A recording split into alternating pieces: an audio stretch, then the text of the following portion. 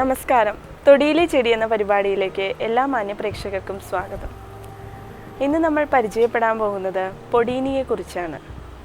നാട്ടിൻ പ്രദേശങ്ങളിൽ സമൃദ്ധമായി വളരുന്ന ഒരു വൃക്ഷമാണിത്. പൊടീനി, ഉപ്പില, വട്ടക്കണ്ണി, വട്ടയില, മലവട്ട എന്നീ പേരുകളിലെല്ലാം ഇത് അറിയപ്പെടുന്നു.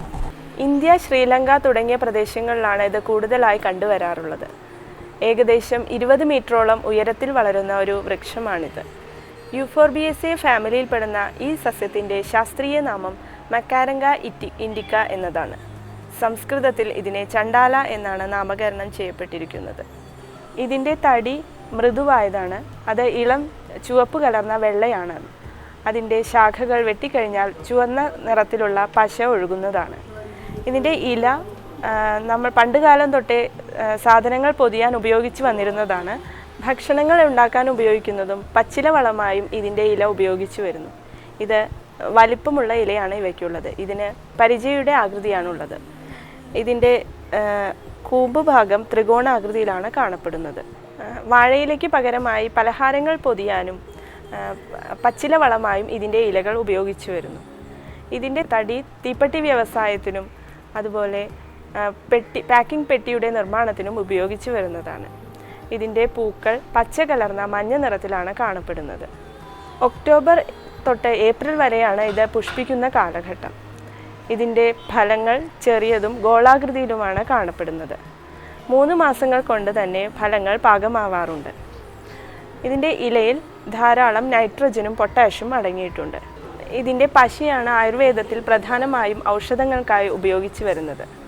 ഗോണേറിയ, യോനി രോഗങ്ങൾ, കരൾ രോഗം തുടങ്ങിയ അസുഖങ്ങൾക്ക് ഇത് ഉത്തമമായൊരു ഔഷധമാണ്. ഇതിൻ്റെ കൂടുതൽ ഔഷധ പ്രയോഗങ്ങളെക്കുറിച്ച് ഡോക്ടർ CM ശ്രീകൃഷ്ണൻ നിങ്ങളോട് വിശദീകരിക്കുന്നതാണ്.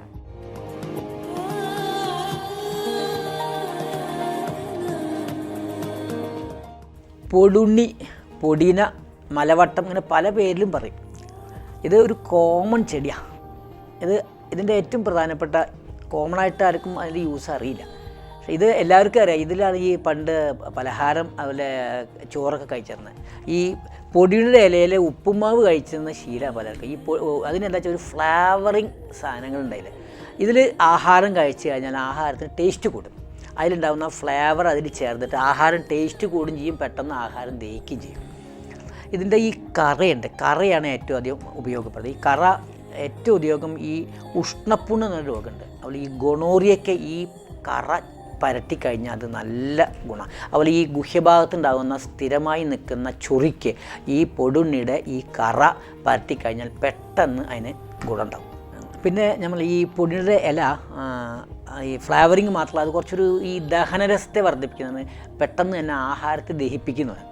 അപ്പോൾ പണ്ടൊക്കെ ഈ പൊടിയുടെ ഇലയിലാണ് നമ്മൾ ഈ അപ്പം അടയൊക്കെ ഉണ്ടാക്കിയിരുന്നത്. അപ്പോൾ ഇപ്പോൾ നമ്മൾ ഈ ചക്കപ്പലഹാരം അങ്ങനെ അട ഈ ഇതൊക്കെ ഉണ്ടാക്കുമ്പോൾ ഈ പൊടിയുടെ ഇലയിൽ പൊതിഞ്ഞ് വാട്ടിയെടുക്കുകയാണെങ്കിൽ ആ പലഹാരത്തിന് തന്നെ ഒരു കുറച്ചും കൂടി പെട്ടെന്ന് ദഹിക്കാവുന്ന വിധത്തിലായിട്ട് മാറും.